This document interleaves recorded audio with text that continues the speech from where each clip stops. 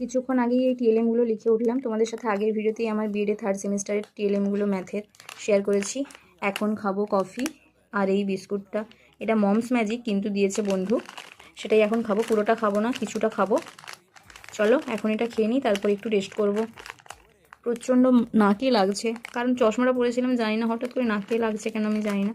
চলো এখন এটা খেয়ে নিই। আমি 2-3টে খেলাম, তারপর মনে হলো তোমাদের সাথেও শেয়ার করি। এটা খেয়েছি, দাঁড়াও আরেকটা ভালো দেখাচ্ছি।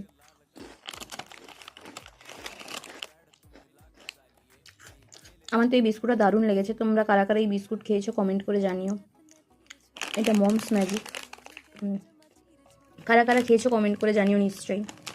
আমার আজকে রাতের ডিনার ভাত ভাজা, ডিম, পেঁয়াজ, কাঁচা লঙ্কা, হলুদ, নুন দিয়ে ভাত ভাজা।